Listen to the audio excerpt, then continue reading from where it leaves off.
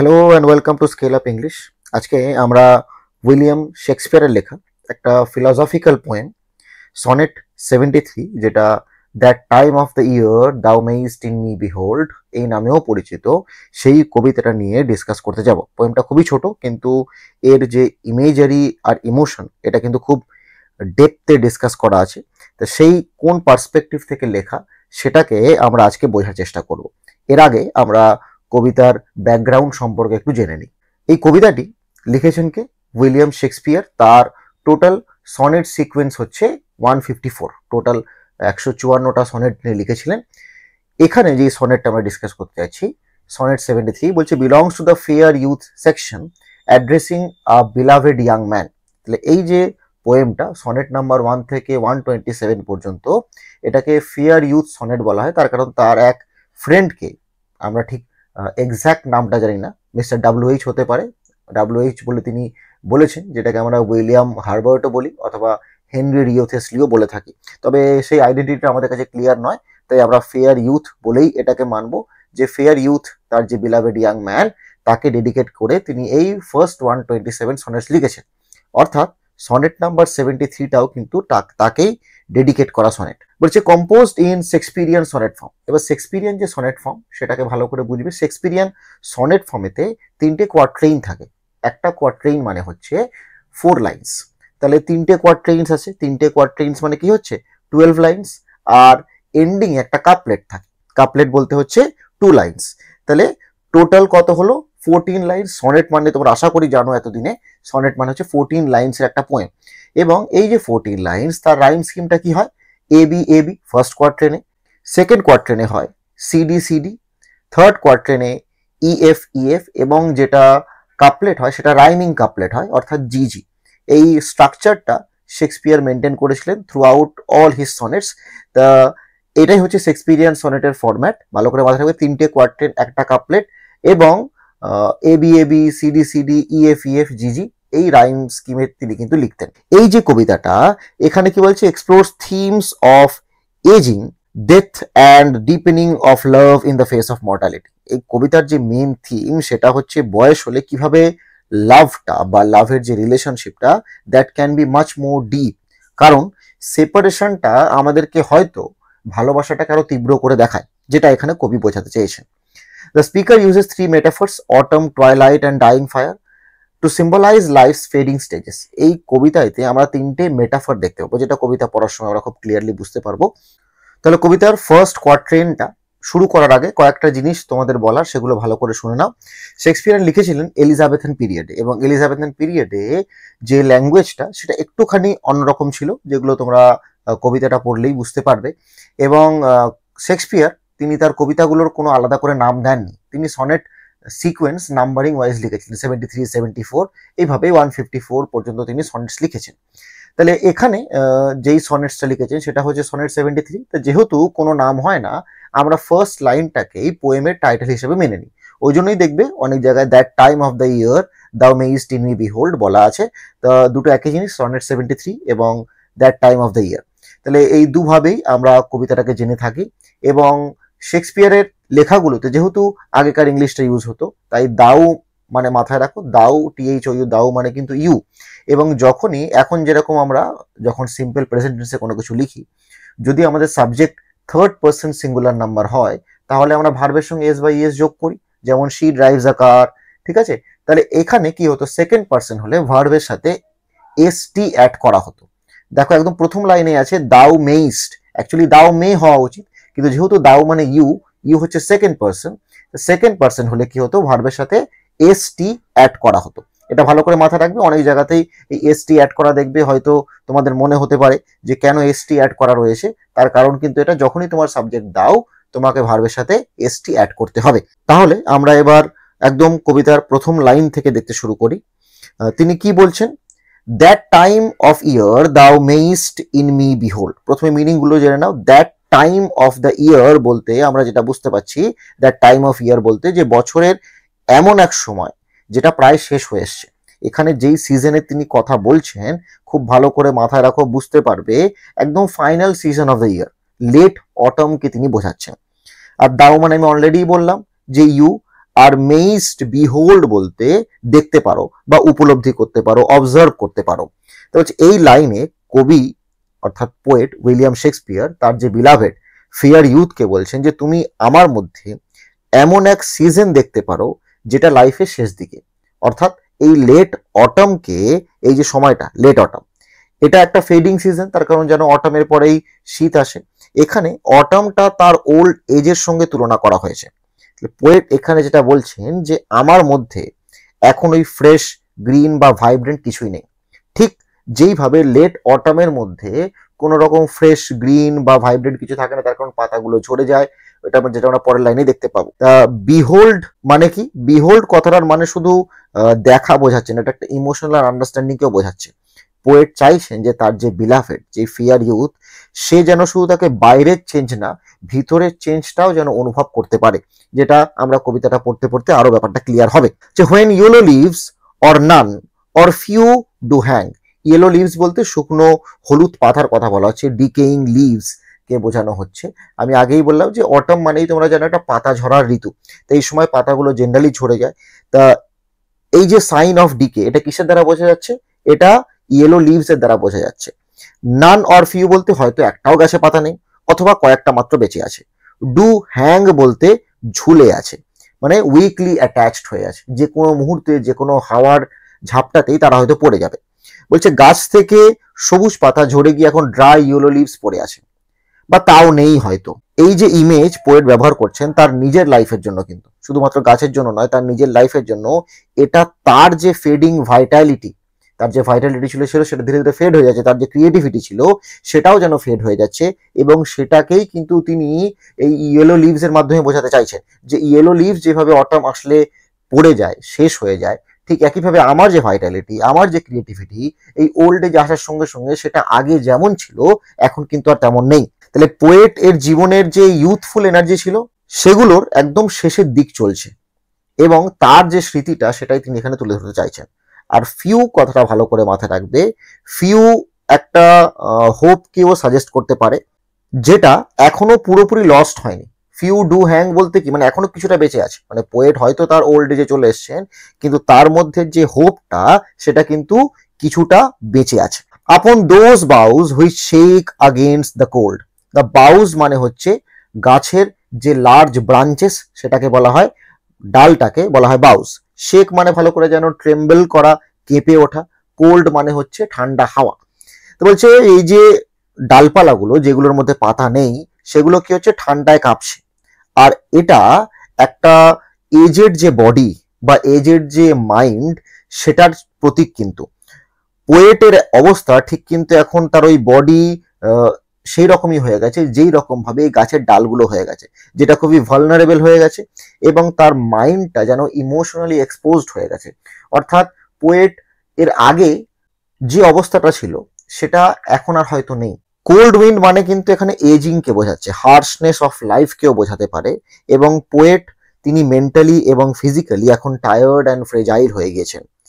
আর কোল্ডের মিনিংটা কিন্তু খুব ভালো করে মাথায় রাখবে, কোল্ড এখানে শুধু ওয়েদারকে বোঝাচ্ছে না, কিন্তু কোল্ড কিন্তু এখানে টাইমকে বোঝাচ্ছে, তার লসকে বোঝাচ্ছে, আর ফিয়ার অফ ডেথকেও কিন্তু এই কোল্ড বোঝাচ্ছে। Bare ruined choirs where late the sweet bird sang, now bare মানে হচ্ছে খালি, এমটি। রুইন্ড কয়ার্স বলতে হচ্ছে, কয়ার্স মানে এখানে জেনারেলি চার্চের কথা বলা হচ্ছে, আর রুইন্ড বলতে সে চার্চের মধ্যে যে জায়গাটায় গান করা হয় সেটা হচ্ছে কয়ার্স, এবং রুইন বলতে যেটা প্রায় ধ্বংসপ্রাপ্ত হয়ে গেছে। তাহলে একটা চার্চ যেখানে হয়তো একসময় গান হতো, মানে কয়ার্স হতো, সমাবেত সঙ্গীত হতো, সেই চার্চটা তো এখন আর নেই, সেটা প্রায় ধ্বংসপ্রায়, অর্থাৎ সেখানে গিয়ে আর গান করবে না। তাহলে এই যে গাছের ডালগুলো, সেটাকে কি বলা হয়েছে যেন রুইন কয়ার্স এর মতো, যেখানে কি বলছে সুইট বার্ড স্যাং, মানে পাখিরা একসময় গান গাইতো। তাহলে পোয়েট গাছের ডালকে কম্পেয়ার করছেন কিন্তু রুইন কয়ারের সঙ্গে, যেখানে একসময় সুইট বার্ডস গান গাইতো, কিন্তু এখন সেটা নীরব, আর কোনো শব্দ নেই সেখানে। এই যে ছবিটা পোয়েটের ভিতরের যে ক্রিয়েটিভ ইন্সপিরেশন আর প্যাশনের ডিক্লাইনটাকেও কিন্তু বোঝাচ্ছে। একসময় তার মধ্যে জয়, এনার্জি, মিউজিক্যালিটি সবকিছুই ছিল, আর এখন কি আছে, শুধু এমটিনেস আর সাইলেন্সটাই যেন পড়ে আছে। আর এই সুইট বার্ড স্যাং, এটা কিন্তু ইউথ আর লাভকে বোঝাচ্ছে, কিন্তু এই বেয়ার রুইন্ড কয়ার্সে অর্থাৎ ওই গাছের ডালেতে বা পোয়েটের লাইফের মধ্যে এই দুটোর মধ্যে কোনোটাই নেই যে সুইট বার্ড স্যাং, এই যে ইউথ লাভ সং অ্যান্ড জয়, এই জয়গুলো কিন্তু তার মনের মধ্যে আর নেই। তাহলে এই কোয়ার্টেনে শেক্সপিয়ার নিজেকে সিম্বলিক ল্যান্ডস্কেপে রূপান্তরিত করেছেন, ভালো করে মাথায় রাখবে। একটা এজেড ট্রি যেটা লেট অটামে দাঁড়িয়ে আছে মনে করো, আর এখানে যে ইয়েলো লিভস গুলো রয়েছে সেটা রিপ্রেজেন্ট করছে পোয়েটেরই যে ফেডিং এনার্জি সেটাকে। কোল্ড এয়ার মানে কি বললাম, যে অ্যাপ্রোচিং ডেথ কে বোঝাচ্ছে। রুইন্ড কয়ার মানে হচ্ছে সাইলেন্স আফটার ওয়ান্স লিভিং জয়। একসময় খুব কয়ার্স হতো, সমাবেত সঙ্গীত হতো, কিন্তু এখন কিন্তু সেটা নিস্তব্ধ হয়ে গেছে। তাহলে পোয়েটের যে লাইফটা সেটা হয়তো এর আগে অন্যরকম ছিল, কিন্তু এখন সেটা কমপ্লিটলি চেঞ্জড হয়ে গেছে। আর কি, এখানে একটা ডিপ মেলানকলিও আছে, যেখানে পোয়েট কিন্তু রেগে যাননি, কিন্তু তার মধ্যে একটা রিজাইন্ড অ্যান্ড রিফ্লেক্টিভ একটা অ্যাকসেপ্টেন্স রয়েছে যে হ্যাঁ বয়স তো হয়েছে এবং আমাকেও মারা যেতে হবে। এবং সেই জন্যই তিনি তার যেন বিলাভেডকে বলছেন যে আমাকে দেখো এবং আমাকে দেখে বোঝার চেষ্টা করো। কিছু কিছু পোয়েটিক ডিভাইসের ব্যবহার হয়েছে, যেটা আমি বলে দিচ্ছি, তোমরা নোট ডাউন করে রাখতে পারো।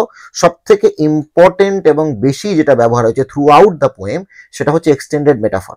এই পুরো এক্সটেন্ডেড মেটাফরটা কি, মেটাফর মানে হচ্ছে কোনো জিনিসের সঙ্গে কম্পেয়ার করা। এক্সটেন্ডেড মেটাফর মানে কি, ওই কম্প্যারিজনটা লাইন বাই লাইন একই কম্প্যারিজনকে ইউজ করতে থাকা। তাহলে এখানে আমরা যেটা দেখতে পাচ্ছি যে অ্যাকচুয়ালি তিনি লেট অটমকে বা এই সিজনাল ইমেজের ব্যবহার করেছেন, লেট অটমকে বোঝাতে চেয়েছেন। এই লেট অটম কিন্তু অ্যাপ্রোচিং ডেথকে সিম্বলাইজ করছে। তাহলে অ্যাপ্রোচিং ডেথকে তিনি লেট অটম দিয়ে সিম্বলাইজ করেছেন। আর কিছু কিছু সিম্বলিজম আছে, সেগুলো মাথায় রাখবে। ইয়েলো লিভস বললাম, ডিক্লাইনিং এনার্জিকে বোঝাচ্ছে। বাউজ যে গাছের ডাল, সেটা তার বডিকে বোঝাচ্ছে। কোল্ড বলতে লাইফস এন্ডকে বোঝাচ্ছে, আর বার্ড সং বলতে লস্ট জয় আর ক্রিয়েটিভিটিকে বোঝানো হচ্ছে। অ্যালিটারেশনেরও ব্যবহার আছে, বেয়ার রুইন্ড কয়ার্স, এখানে আর আর সিএইচ এর মধ্যে একটা যেন রেপিটেশন অফ কনসোনেন্ট সাউন্ড শুরু হচ্ছে, তা সেজন্য অ্যালিটারেশনও বলা যেতে পারে। In me thou seest the twilight of the day. In me বলতে আমার মধ্যে, দাও সিয়েস্ট, আবার বললাম দাও এর পাশে দেখো ভার্বের সাথে এসটি অ্যাড হয়েছে। দাও সিয়েস্ট টুয়াইলাইট বলছে তুমি দেখো। টুয়াইলাইট বলতে কি, একদম ওই গোধূলির সময়টাকে বলা হচ্ছে, সন্ধ্যাবেলার সময়টাকে বলছে। সাচ ডে, এমন একদিন। এই লাইনে পোয়েট তার জীবনকে কম্পেয়ার করছেন একটা দিনের সঙ্গে, ভালো করে বুঝবে। আগেরটা ছিল লেট অটমের সঙ্গে, এবার তিনি কম্পেয়ার করছেন একটা দিনের সঙ্গে। আর পোয়েট কি বলছেন, তুমি এখন আমার মধ্যে দেখতে পাচ্ছ জীবনের সেই স্টেজটা যেমন দিনে সানসেটের পরে টুয়াইলাইট হয়। সানসেট মানে খুবই আলো, এবং যখনই গোধূলির সময় আসবে, অর্থাৎ সূর্যাস্ত হয়ে গেছে কিন্তু তাও কিছু হালকা আলো রয়েছে, তখনও কিন্তু কমপ্লিট ডার্কনেস আসেনি, সেই সময়টাকে কিন্তু টুয়াইলাইট বলা হয়। তা টুয়াইলাইট এর মানে এখানে কি, লাইফের ফাইনাল স্টেজ। যেভাবে সানসেট হয়ে যাওয়ার পরে ডে এর এন্ড হচ্ছে, একইভাবে তিনি মনে করছেন যে তার লাইফের এটা যেন ফাইনাল স্টেজ, যেখানে ডার্কনেস তো কমপ্লিটলি নেই, কিন্তু লাইটটা ফেড হয়ে গেছে। অর্থাৎ এই যে ধীরে ধীরে দিনটা শেষ হচ্ছে, তার জীবনটাও যেন ধীরে ধীরে শেষ হচ্ছে। তাহলে এই যে টুয়াইলাইট অ্যাকচুয়ালি কি রেফার করছে, তার ইমোশনাল ওয়ারিনেসকে রেফার করছে। As after sunset faded in the West. Now sunset বলতে জানো সূর্যাস্ত, ফেডেথ বলতে নিঃশেষ হয়ে যাওয়া, ডিসঅ্যাপিয়ার হয়ে যাওয়া, আর ওয়েস্ট বলতে পশ্চিম দিকে। বলছে পোয়েট যে টুয়াইলাইটের ইমেজ আরো এক্সটেন্ড করছেন, এবং কি বলছেন, সানসেটের পর লাইট ধীরে ধীরে নিভে যায়, যেটা আমি এক্ষুনি বললাম। ঠিক তেমনি লাইফের স্ট্রেংথও ধীরে ধীরে কি হচ্ছে, তার যেন ফেড করে যাচ্ছে। এটার দ্বারাই তিনি বলেছেন যে as after sunset faded in the West. যেইভাবে সূর্যাস্তের পর কি হয়, দিনের আলোটা ধীরে ধীরে কমতে থাকে, সেইভাবে আমার লাইফের যে জিনিসগুলো সেটাও যেন ধীরে ধীরে শেষ হতে যাচ্ছে। তার লাইফের লাইট এখন ওয়েস্টের দিকে বোঝাচ্ছে, অর্থাৎ টুয়ার্ডস ডেথের দিকে যেন তার লাইফটা যাচ্ছে। আর ওয়েস্ট কিন্তু ট্র্যাডিশনালি সিম্বলাইজ করছে ডেথ আর ইটার্নিটিকে। সানসেট মানে এখানে কিন্তু end. Which by and by black night doth take away. Now by and by বলতে ধীরে ধীরে, গ্র্যাজুয়ালি। ব্ল্যাক নাইট বলতে সেই যে কমপ্লিট ডার্কনেস, রাতের কথা বলা হচ্ছে। ডথ টেক অ্যাওয়ে বলছে দূর করে দেয়, অর্থাৎ টেকস ওভার। টুয়াইলাইটের পর যে রাত আসে, সেই রাতে কিন্তু পোয়েটের অ্যাপ্রোচিং ডেথের একটা প্রতীক হয়ে দাঁড়াচ্ছে। ব্ল্যাক নাইট এখানে কোনো সাডেন ডেথকে বোঝাচ্ছে না, বরং এটা একটা যেন জেন্টেল আর ইনএভিটেবল এন্ডিং। সবাই জানে যে দিনের পরে রাত হবে, এবং দিনের যে পরে যে রাতটা, সেটা ঠিক ঘরের মধ্যে লাইট অফ করার মতো নয়, যে লাইট অফ করলাম আর ফ্র্যাকশন অফ সেকেন্ডের মধ্যে ডার্কনেস চলে আসলো, সেটা হয় না, কিন্তু ধীরে ধীরে ধীরে ধীরে একটা গ্র্যাজুয়াল চেঞ্জ হয়, যেটাকে আমরা হয়তো খুব ডাইরেক্টলি উপলব্ধিও করতে পারি না। তা পোয়েট এখানে বুঝিয়ে দিচ্ছেন ডেথ যেন জীবনের পার্ট, এবং ঠিক যেইভাবে নাইটটা হচ্ছে একটা ডে এর সাইকেলের মধ্যে, 24 আওয়ার্সের সাইকেলের মধ্যে তো নাইটটা আছে, ঠিক একইভাবে ডেথটাও তার জীবনের একটা পার্ট। আর এই যে ব্ল্যাক নাইট মানে শুধু কিন্তু ফিজিক্যাল ডেথ বোঝাচ্ছে না, এখানে লস অফ কানেকশন হচ্ছে, তার লস অফ ইমোশনও হচ্ছে, এমনকি মেমোরিটাকেও তিনি বোঝাচ্ছেন। তারপরে যে লাস্ট লাইন, খুব important line, death's second self that seals up all in rest. Now death's second self বলতে মৃত্যুর যে ছায়া, অ্যানাদার ফর্ম অফ ডেথ, যেটাকে স্লিপও বলতে পারি আমরা। সিলস আপ বলতে ক্লোজ করে দেওয়া, আর অল ইন রেস্ট বলতে সবকিছুকে সাইলেন্ট করে দেওয়া। এই লাইনে পোয়েট নাইটকে বলছেন কি ডেথস সেকেন্ড সেলফ, অর্থাৎ নাইট হলো মৃত্যুরই আর একটা রূপ। যেন ঠিক যেইভাবে দিনটা শেষ হয়, ঠিক সেইভাবে ডেথটাও কি করে আমাদের জীবনকে শেষ করে দেয়। রাত যেভাবে দিনকে শেষ করে দেয়, মৃত্যুটা আমাদের জীবনকে শেষ করে। এই লাইনে রেস্ট মানে কি পিস, আর ফাইনালিটি মানে হচ্ছে লাইফের সমস্ত যে সমস্যা, প্রবলেম, সাফারিং, সেগুলো যেন শেষ হয়ে আসা।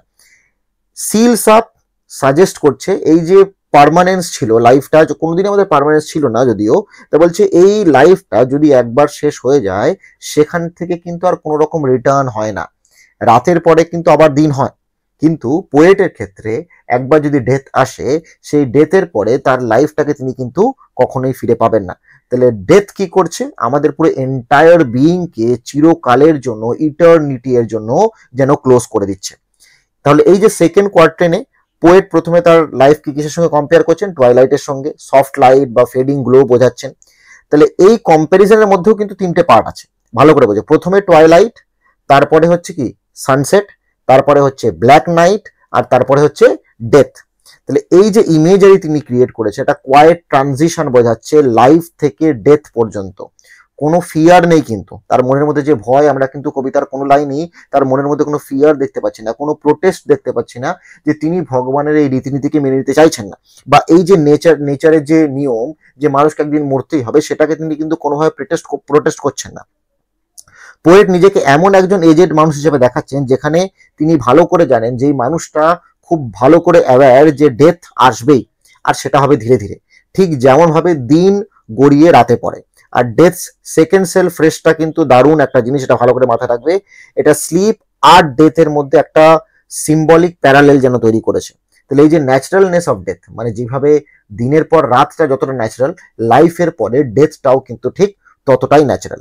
এখানেও ঠিক একইভাবে মেটাফরের ব্যবহার করা হয়েছে। টুয়াইলাইট বলতে কি বোঝানো হচ্ছে, ওল্ড এজকে তিনি টুয়াইলাইট বলেছেন, ডেথকে তিনি নাইট বলেছেন, আর স্লিপ বা স্লিপকে তিনি কি বলছেন, টেম্পোরারি ডেথ, যেটাকে ডেথ সেকেন্ড সেলফও বলা যেতে পারে। আর সিম্বলিজম গুলো মাথায় রাখবে। সিম্বলিজম, সানসেট বলতে এখানে এন্ড অফ লাইফকে বোঝাচ্ছে, একইভাবে ওয়েস্টটাও এন্ড অফ লাইফ বা ডেথকেই বোঝাচ্ছে। নাইট হচ্ছে কিন্তু রেস্ট, ঠিক আছে। আর পার্সনিফিকেশন এখানে অ্যাড করা হয়েছে, যেখানে নাইটকে মনে করা হচ্ছে যে এটা যেন দিনের আলোটাকে নিয়ে দিনটাকে শেষ করছে, এটা মানুষের মতো করে কল্পনা করা হয়েছে। থার্ড যে কোয়ার্টেন, সেটা অনেকটা একইভাবে শুরু হচ্ছে, ঠিক সেকেন্ড কোয়ার্টেনের মতো। বলছে in me thou seest the glowing of such fire. আবার দেখো দাউ এর পাশে সিয়েস্ট, বলছে আমার মধ্যে তুমি দেখতে পাবে, দাউ সিয়েস্ট বলতে কি তুমি দেখতে পাবে, গ্লোয়িং মানে হচ্ছে যেটা জ্বলছে, বার্নিং ফেইন্টলি বলা যেতে পারে, সাচ ফায়ার সেই আগুনটা। এই লাইনে পোয়েট যেটা বলছেন যে তুমি আমার মধ্যে যে আগুনটা দেখো, সেটা কিন্তু আগেকার মতো অত বেশি ফায়ারি নয়, বরং টিম টিম করে জ্বলছে। এই যে ফায়ার হচ্ছে তার লাইফ ফোর্সকে বোঝাচ্ছে, যেটা অলমোস্ট এক্সটিংগুইশড হয়ে গিয়েছে, কিন্তু তার শেষ যে আলোটা সেটা একটুখানি পড়ে রয়েছে। পোয়েট নিজেকে তাহলে কিসের সঙ্গে কম্পেয়ার করছেন, সেই ডাইং ফায়ারের সঙ্গে কম্পেয়ার করছেন, যেখানে দেখাচ্ছেন যে ফায়ারটা ডাইং কিন্তু এখনো গ্লোয়িং, কিন্তু ধীরে ধীরে ধীরে ধীরে ওর যে দীপ্তিটা সেটা ফেড করছে। তাহলে ফায়ার মাথায় রাখবে, ফায়ার এখানে কিসের অ্যাকচুয়ালি প্রতীক হয়। ফায়ার পোয়েটিক ইন্সপিরেশনে খুব বেশি পরিমাণে আমরা দেখেছি, যেটা হচ্ছে লাভ, লাইফ আর এনার্জি, যেটা এক সময় তো ইন্টেন্স ছিল, কিন্তু এখন তার শুধুমাত্র শেষ অংশটুকু বেঁচে আছে। তাহলে এটা যেন সফট গুড বাই জানাচ্ছে তার পুরো লাইফের থেকে। That on the ashes of his youth doth lie. Ashes মানে কি ছাই, আর ইউথ মানে হচ্ছে তোমরা জানো ইয়াং এজ কে বোঝানো হচ্ছে। ডথ লাই বলতে পড়ে আছে। তা পোয়েট যেটা বলছেন, এই যে জ্বলতে থাকা ফায়ার এখন আগুনের পুরানো অ্যাশেসের উপরে শুয়ে আছে, মানে আগুনটা যেটা দিয়ে জ্বলেছে সেটাই তো ছাই হয়ে নিচে পড়ে আছে। তাহলে ওল্ড এজটা কি বোঝাচ্ছে? ওল্ড এজটা যেন ধীরে ধীরে উইকলি বার্ন করা। প্রথমের দিকে যখন একটা আগুন জ্বলে তখন সে দাউ দাউ করে জ্বলে, এবং ধীরে ধীরে যখন সে শেষ হয়ে আসে তখন তার যে বার্নিংটা সেটা কিন্তু উইক হয়ে যায়। এটা কিন্তু খুব পাওয়ারফুল ইমেজ অফ ডিক্লাইন তিনি বোঝাচ্ছেন। অ্যাশেস কি সিম্বলাইজ করছে? যে এক সময় এই অ্যাশেস গুলো, যেগুলো ছাই আর কি, সেগুলো তো একসময় পুড়েছে এবং সেগুলোই কিন্তু লাইট আর হিট দিয়েছে, কিন্তু এখন সেই ছাইগুলো কি হয়ে গেছে? লাইফলেস হয়ে গেছে। আর সেগুলোর মধ্যে ফায়ার জ্বলছে না, বরং যতটুকু পড়েছে সেটা টিম টিম করে জ্বলছে এবং অ্যাশেসের উপরে যেন সেই আগুনটা পড়ে আছে। As the death bathe where it must expire. Death bathe বলতে কি? মৃত্যু শয্যা। হোয়ার অন বলতে যার উপরে, আর মাস্ট এক্সপায়ার বলতে কাম টু অ্যান এন্ড বা মারা যাওয়া।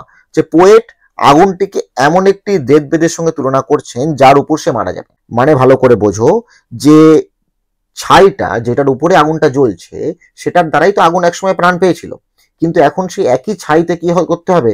তাকে মরতে হবে। অর্থাৎ এই যে ইন্টেন্স ফিজিক্যাল ইমেজ, যে লাইফ এখন ধীরে ধীরে কি হচ্ছে? নিভে যাচ্ছে।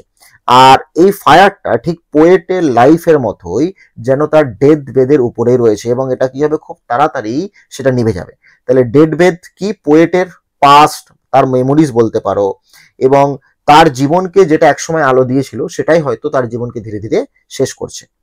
Consumed with that which it was nourished by, যেটা এক্ষুনি বললাম। কনজিউমড বলতে এখানে ডেস্ট্রয়েড হয়ে যাওয়া, আর নারিশড বাই বলতে হচ্ছে যেটার দ্বারা এটাকে লালন পালন করা হয়েছিল, রিয়ার করা হয়েছিল, নার্চার করা হয়েছিল। তা পোয়েট বলছেন যে ফিউল আগুনটিকে এতদিন বাঁচিয়ে রেখেছিল, যেই জ্বালানিটা দিয়ে এসে জ্বলে উঠেছিল, আজ সেই ফিউলই কিন্তু তাকে কি করছে? ডিস্ট্রয় করছে। মনে করো একটা কাঠের আগুন এক জায়গায় জ্বলছিল, যে কাঠের আগুনটা অনেকক্ষণ জ্বলার পরে কাঠটা ছাইতে পরিণত হয়েছে, এবং একটা হাওয়া আসলে কি হবে? ওই ছাইটাই ওই আগুনটাকে কিন্তু নিভিয়ে দেবে। তাহলে এই ছাইটাই কিন্তু একসময় জ্বলে দাউ দাউ করে আগুনটাকে জ্বলতে সাহায্য করেছিল।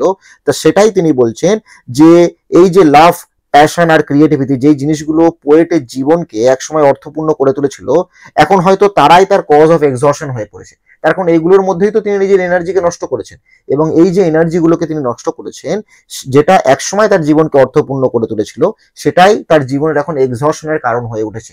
অর্থাৎ যেই কাজের দ্বারা আমরা আজকে আর্নিং করছি, সেই কাজটা তো আমাদের শরীরকে মেন্টালি, ফিজিক্যালি দুভাবেই কি করছে? দুর্বল করছে।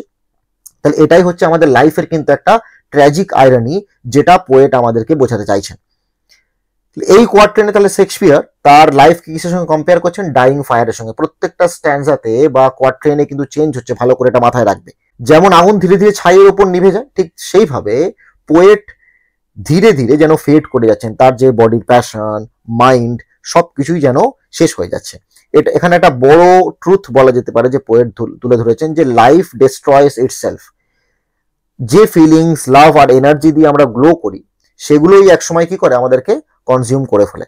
তাহলে পোয়েটের ভয়েস এখানে বেশ কি ইন্ট্রোস্পেক্টিভ বলা যেতে পারে, তিনি নিজেকে যাচাই করে দেখছেন, কিন্তু বারবার করে বলছে তিনি কিন্তু কমপ্লেন করছেন না, তিনি শুধুমাত্র দেখাচ্ছেন এই যে beautiful decay of a well lived life.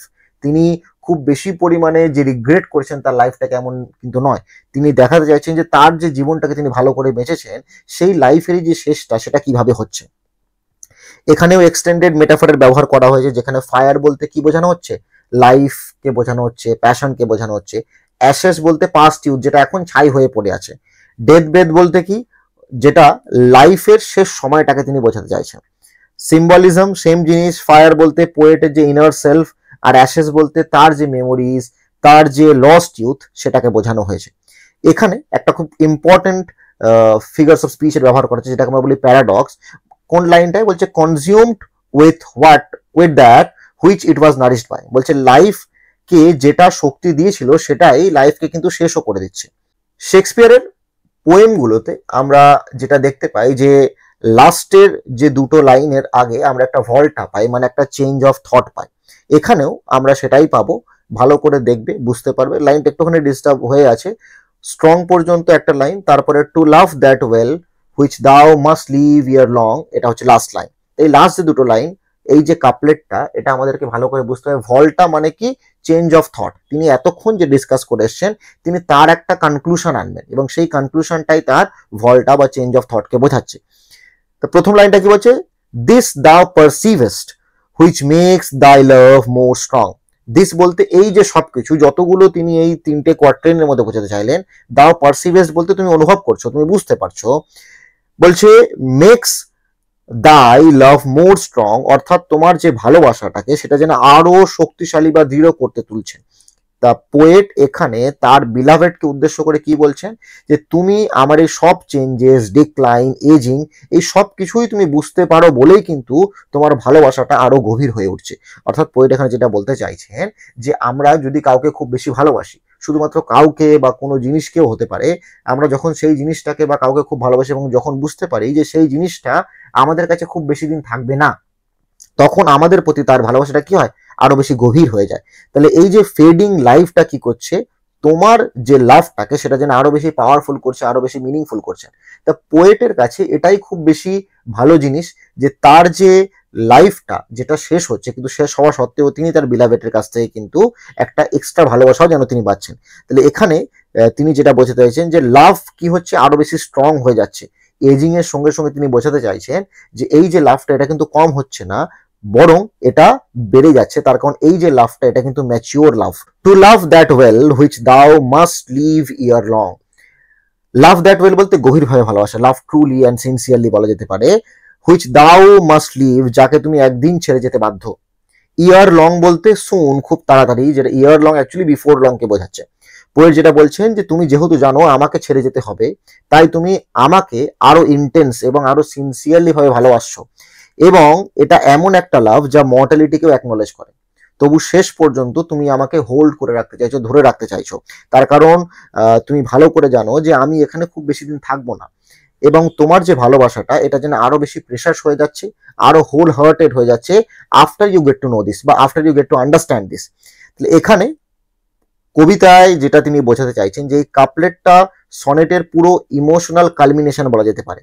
Shakespeare এখানে যেটা বোঝাচ্ছেন, যে এজিং, ডিকে, ইভেন ডেথ, এটা কিন্তু ভালোবাসার কাছে থ্রেট নয়, বরং এগুলো ভালোবাসাকে কি করে, আরো মিনিংফুল করে তোলে। যখন আমরা জানি যে কেউ চিরকাল থাকবে না, তখন আমাদের যে ভালোবাসা, তার প্রতি যে অ্যাফেকশন আরো বেশি সিনসিয়ার হয়ে যায়। এবং পোয়েট তার বিলাভেডকে বা তার ফেয়ার ইউথকে একইভাবে শেক্সপিয়ার বলছেন, যে একদিন সে হয়তো তাকে হারিয়ে ফেলবে, কিন্তু তার যেই ভালোবাসাটা আরো বেশি ইন্টেন্সিভলি হয়ে যাচ্ছে তার সঙ্গে যে ভালোবাসাটা। আর পোয়েটিক ডিভাইস কি, আগেই আমি বলে দিলাম, ভল্টা আছে, আইরানি আছে, যে love grow stronger as death approaches. অর্থাৎ এটা একটা লাইফের বিটার সুইট আইরানিও বলা যেতে পারে, যে ভালোবাসা মৃত্যু আসার সঙ্গে সঙ্গে যেন আরো বেশি শক্তিশালী হয়ে উঠছে। লিভ বলতে এখানে ডেথ বা ডিপারচারকে বোঝাচ্ছে, আর লাভ দ্যাট ওয়েল বলতে ওই উইদাউট ফিয়ার আর লস কাউকে ভালোবাসা। ঠিক আছে, এই জিনিসটাই তিনি এখানে বোঝাতে চাই। তাহলে সনেট 73 একটা এমন একটা পোয়েম যেখানে আমরা লাইফ, এজিং আর লাভকে দেখি। এই জন্যই শেক্সপিয়ারকে ওয়ান অফ দ্য গ্রেটেস্ট সনেটিয়ার বলা হয়। তিনি সনেটকে একটু অন্য ধরনের দেখেছিলেন। তুমি যদি অন্যান্য এলিজাবেথ সনেট পড়ো, তাহলে তুমি দেখতে পাবে যে ওখানে সনেটে কি কি জিনিস নিয়ে আলোচনা করা হয়েছে, কিন্তু এখানে তার যে ডিসকাশনটা, সেটা কিন্তু কমপ্লিটলি ডিফারেন্ট। তিনি এজিং, লাভ, নেচার এর সঙ্গে তার যে লাইফের দিকে, সেটাকে তিনি কম্পেয়ার করছেন। তার সঙ্গে সঙ্গে তিনটে খুব ইম্পর্টেন্ট মেটাফর, যেটা তোমাদেরকে মাথায় রাখতে হবে। প্রথম কোয়ার্ট্রেনে আমরা অটাম দেখছি, সেকেন্ড কোয়ার্ট্রেনে আমরা টুয়াইলাইট দেখছি, আর থার্ড কোয়ার্ট্রেনে আমরা ডাইং ফায়ার দেখছি। তাহলে এই যে ডিকে, এটা যে ভালোবাসাকে দুর্বল করে না, সেটাই কিন্তু এই পুরো পোয়েমের শেষ পর্যন্ত আমরা বুঝতে পারছি, যে এই যে ডেথ বা এই যে আপকামিং ডেথ, যেই মৃত্যুটা আমার কাছে ধীরে ধীরে আসছে, সেটা ভালোবাসাকে কি করছে, আরো বেশি পাওয়ারফুল করে তুলছে। তা কবিতার থিমস গুলোকে আমাদের মাথায় রাখতে হবে। সব থেকে প্রথম যেটা আছে সেটা হচ্ছে এজিং আর মর্টালিটি। তাহলে পোয়েট নিজেকে একটা এজেড ব্যক্তির পার্সপেক্টিভ থেকে বলছেন, এবং তার যে মেমোরি, সেটার দ্বারা তিনি বুঝতে পারছেন যে এজিং এর তার কতটা তার উপরে প্রভাব ফেলেছে এজিং, এবং এই কন্ডিশনটা তাকে মনে করিয়ে দিচ্ছে যে তার জীবনে মৃত্যু আছে। টাইম আর ট্রানজিয়েন্স, শেক্সপিয়ার বারবার করে বলছেন যে সময় কিন্তু স্থায়ী নয়, সময় চলে যায়, ইউথ, প্যাশন সবকিছুই একদিন ধীরে ধীরে শেষ হবে। ট্রানজিয়েন্স মানে কি, ক্ষণস্থায়ী, এগুলোর কোনো কিছুই ফরএভার বলা যেতে পারে না, যেগুলোর ক্ষণস্থায়ী, temporary. Love and awareness of loss বলছে, যত বেশি আমরা বুঝি যে আমার সামনের মানুষকে আমাদের হয়তো হারাতে হবে, তত বেশি আমরা ভালোবাসি। আর লাস্ট যেটা তিনি বলছেন, সেটা হচ্ছে ডিকে অ্যান্ড বিউটি। বলছে যদিও ডিকে হচ্ছে, এই ডিকে এর মধ্যেও কিন্তু সৌন্দর্য আছে, অর্থাৎ যে টয়লাইট, তার মধ্যেও সৌন্দর্য আছে, ডাইং ফায়ার, তার মধ্যেও সৌন্দর্য আছে, অটমের মধ্যেও সৌন্দর্য আছে। এই জিনিসটাই আমাদেরকে খুব ভালো করে মাথায় রাখতে হবে। কতগুলো এক্সাম পয়েন্ট অফ ভিউ থেকে কিছু কিছু জিনিস তোমাদের মাথায় রাখতে হবে, যেটা আমি তোমাদের সঙ্গে অলরেডি ডিসকাস করেছি। যেখানে 3টে কোয়ার্ট্রেন আছে আর একটা কাপলেট আছে। 3টে কোয়ার্ট্রেন মানে 12 লাইন্স, কাপলেট হচ্ছে 2 লাইন, টোটাল 14 লাইন্সের পোয়েম। এবারে মেটাফর গুলোকে মাথায় রাখবে। 3টে মেটাফর বহুবার ডিসকাস করলাম আমি।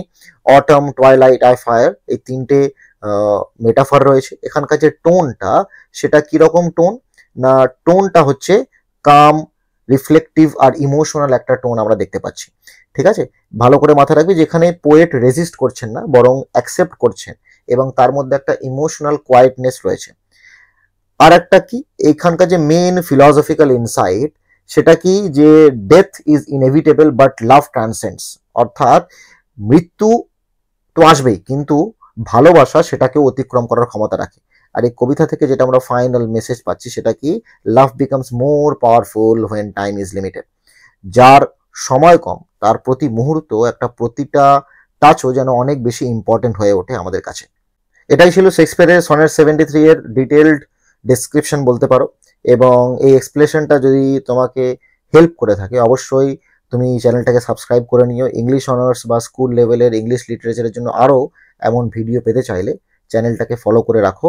এবং যদি আমার কাছে অনলাইন এবং অফলাইন ইংলিশ অনার্সের ক্লাস করতে চাও, অবশ্যই আমার এই দেওয়া ফোন নাম্বারটিতে তোমরা আমাকে হোয়াটসঅ্যাপ করতে পারো, এবং তুমি সেখানে সব ডিটেলস পেয়ে যাবে। অফলাইন করতে হলে গুগলে সার্চ করে নিও নামটা, যদি তোমার কাছে লোকেশন অ্যাক্সেসিবল হয় তাহলেই তুমি আসো। Thank you so much. আবার আমাদের পরের ভিডিওতে দেখা হবে।